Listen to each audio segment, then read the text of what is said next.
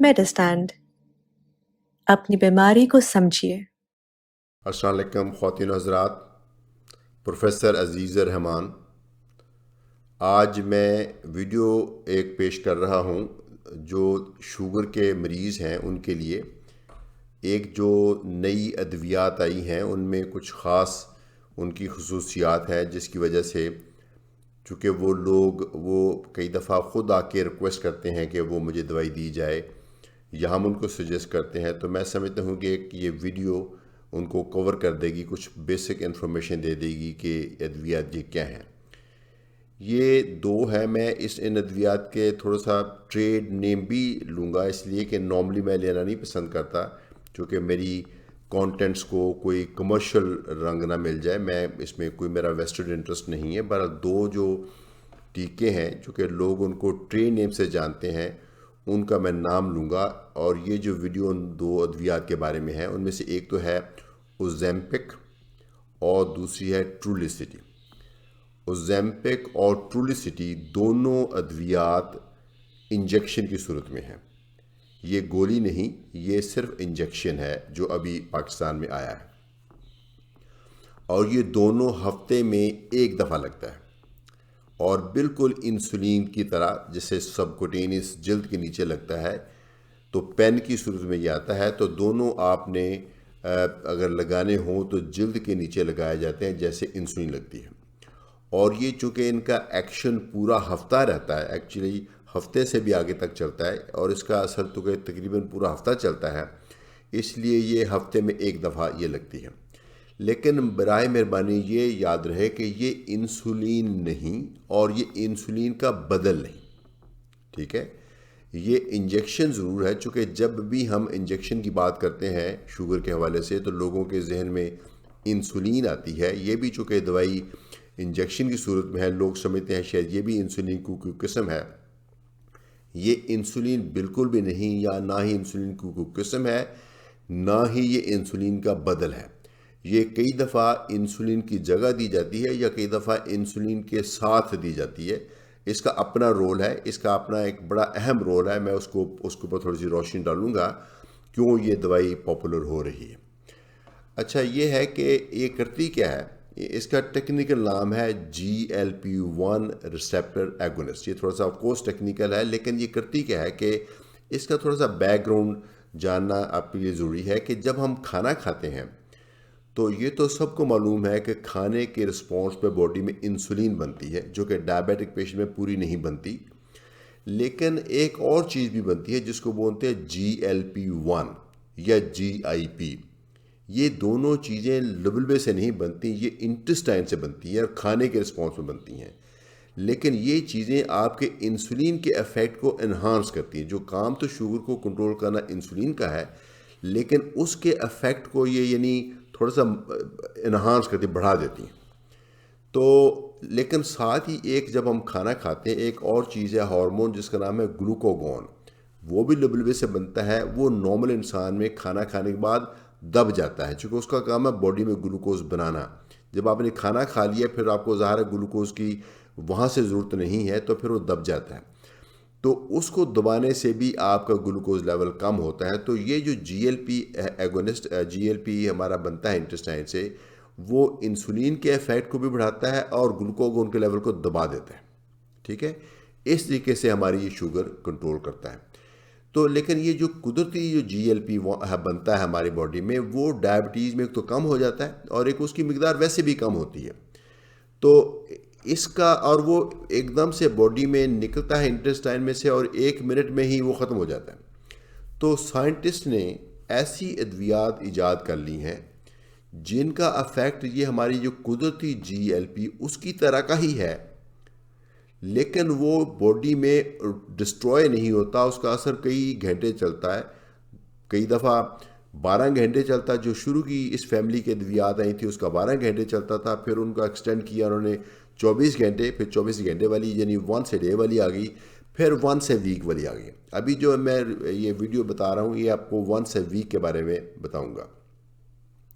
تو یعنی وہ ایک دوائی ایسی ہے جس کا اثر ہمارے قدرتی GLP-1 کی طرح کا ہے، لیکن اس کا اثر 6-7 دن تک چلتا ہے، ٹھیک ہے.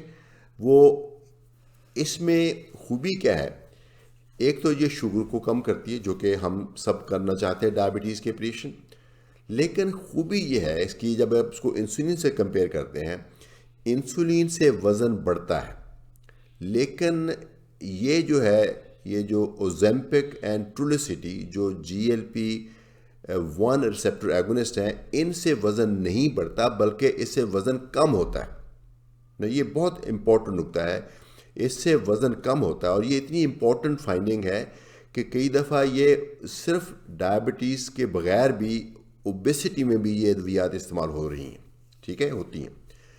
تو انسولین سے جب کمپیئر کرتے ہیں، انسولین سے بھی شوگر کم ہوتی ہے، اس انجیکشن سے بھی کم ہوتی ہے، لیکن انسولین سے یوزلی وزن بڑھتا ہے اور اس سے جو اوزیمپک اور ٹرولیسٹی سے وزن نہیں بڑھتا. دوسرا، انسولین سے کئی دفعہ ایک دم سے شوگر کم ہو جاتی ہے، جبکہ اوزیمپک اور ٹرولیسٹی سے شوگر بڑی ہوئی نارمل تک تو آتی ہے لیکن اس سے زیادہ نیچے نہیں جاتی. اس کے علاوہ ان ادویات کا کیا خوبی ہے کہ آپ کی بھوک کو کم کرتے ہیں. بھوک کو اس طرح سے نہیں کم کرتے کہ آپ کو لگے کہ جیسے الٹی آ رہی ہے، وہ ایسے قدرتی طور پہ آپ کو لگے کہ جیسے آپ نے کھانا کھایا ہوا ہے. تو جب آپ کی بھوک کم ہوگی، یہ دماغ پہ بھی اس دوائی کا اثر ہے، جب آپ کی بھوک کم ہوگی اور خود سے بھی آپ کوشش کریں گے تو آپ کھانے کو کنٹرول کرنے میں زیادہ چانسز ہیں کہ آپ کامیاب ہو جائیں گے. تو کھانا کم ہو جائے گا تو آپ کا وزن بھی کم ہو جائے گا. اور یہ اس کی اور خوبی ہے. یہ اسٹومک میں جو معدہ ہے ہمارا، اس کی موومنٹ کو بھی سلو کرتی ہے. اس کا ایڈوانٹیج یہ ملتا ہے کہ جب کھانا کھاتے ہیں تو کافی دیر تک ہمیں یہ فیلنگ آتی ہے کہ جیسے کھانا کھایا ہوا ہے، اگلے کھانے کی ضرورت نہیں. تو ان تمام فوائد کو مل کر اس کے جو اس انجیکشن سے شوگر بھی کنٹرول ہو جاتی ہے اور آپ کا وزن بھی کم ہو جاتا ہے. لیکن اور شوگر آپ کی زیادہ کم نہیں ہوتی. یہ اس کی خوبیاں ہیں.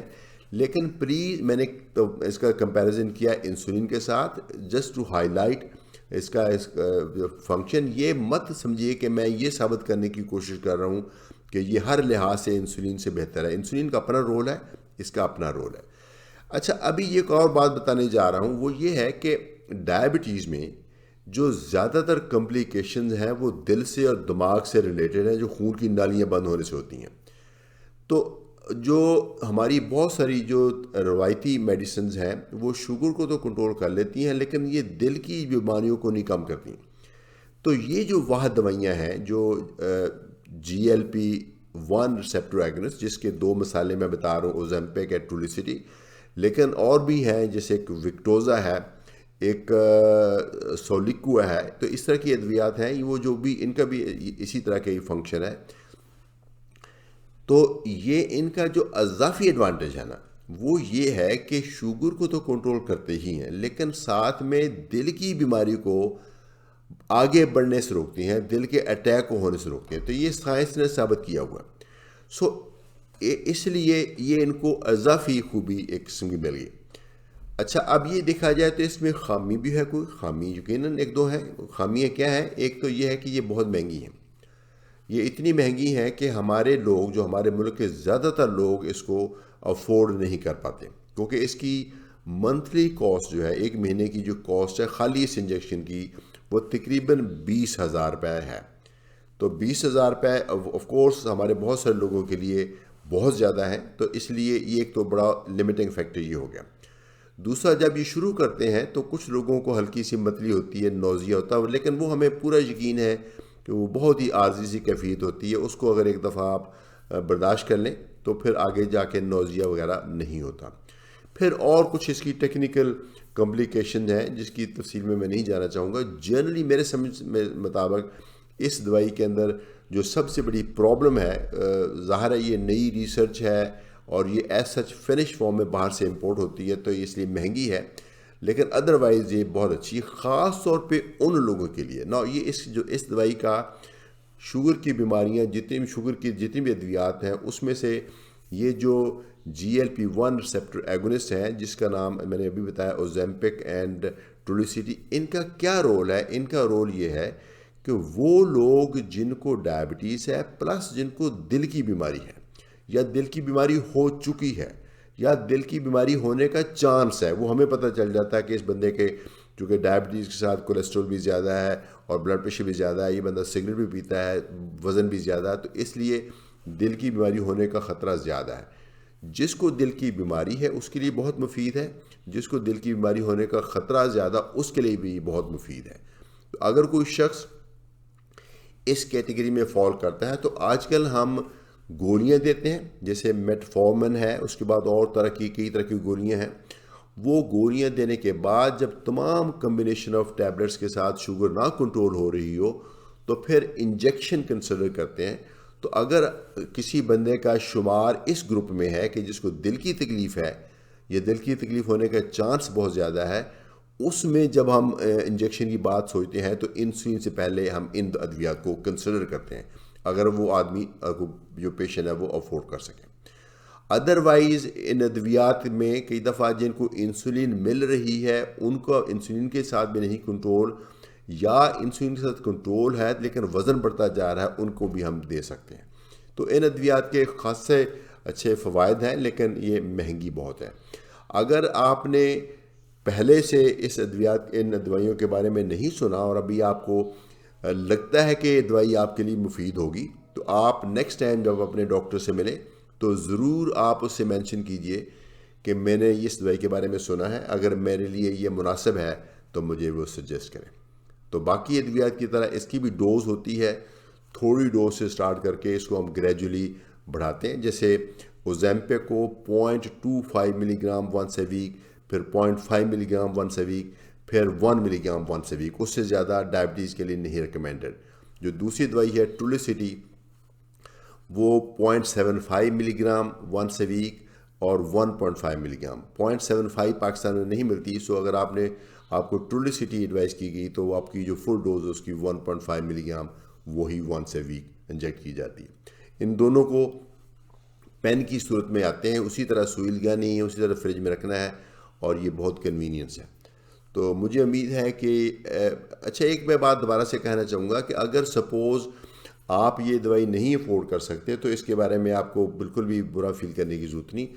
اسی طرح کے فوائد والی دوائیاں اورل فارم میں بھی، گولیوں میں بھی ہیں۔ ایک اور ویڈیو میں میں سمجھتا ہوں کہ اس کو کور کرنا بھی ضروری ہے۔ میں اگلی ویڈیو میں جو شوگر کی نئی ادویات ہیں، جدید ادویات ہیں جن کے شوگر کنٹرول کرنے کے علاوہ کچھ فوائد ہیں، اگلی ویڈیو میں گولیوں میں جو ہے وہ کور کروں گا۔ بہت شکریہ، اجازت چاہوں گا۔ پروفیسر عزیز الرحمان فرام میڈسٹین، اپنی بیماری کو سمجھیے۔